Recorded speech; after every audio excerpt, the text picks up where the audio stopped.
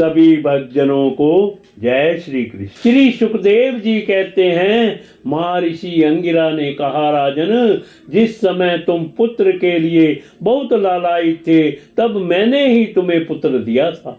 मैं अंगिरा हूँ।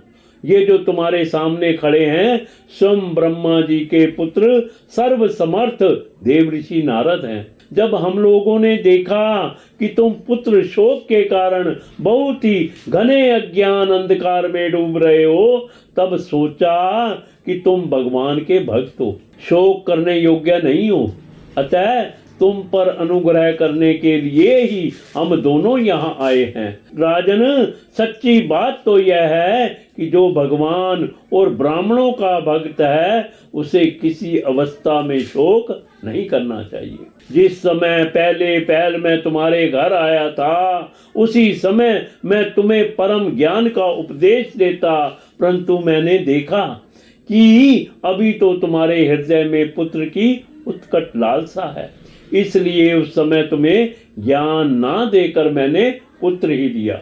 अब तुम स्वयं अनुभव कर रहे हो कि पुत्रवानों को कितना दुख होता है। यही बात स्त्री, घर, धन, विविध प्रकार के ऐश्वर्य, संपत्तियां, शब्द, रूप, रस आदि विषय, राज्य, वैभव, पृथ्वी, राज्य, सेना, खजाना, सेवक, अमात्य, सगे संबंधी, इष्ट मित्र सबके लिए है, क्योंकि ये सब के सब अनित्य हैं। शूरसेन, अतएव ये सभी शोक, मोह, भय और दुख के कारण हैं। मन के खेल खिलौने हैं, सर्वथा कल्पित और मिथ्या हैं, क्योंकि ये ना होने पर भी दिखाई पड़ रहे हैं।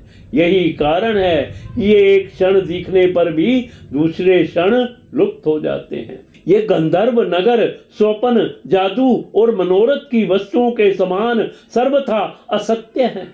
जो लोग कर्म वासनाओं से प्रेरित होकर विषयों का चिंतन करते रहते हैं, उन्हीं का मन अनेक प्रकार के कर्मों की सृष्टि करता है।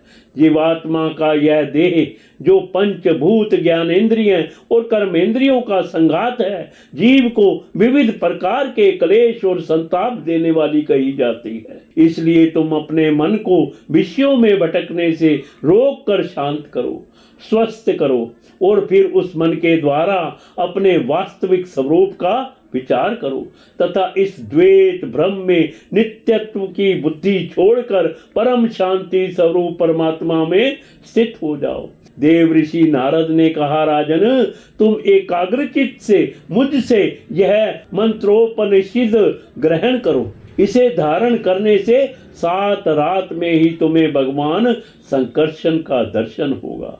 नरेंद्र, प्राचीन काल में भगवान शंकर आदि ने श्री संकर्षण देव के ही चरण कमलों का आश्रय लिया था। इससे उन्होंने द्वैत भ्रम का परित्याग कर दिया और उनकी उस महिमा को प्राप्त हुए जिससे बढ़कर तो कोई है ही नहीं, समान भी नहीं है। तुम भी अपने शीघ्र ही भगवान के उसी परम पद को प्राप्त कर लोगे।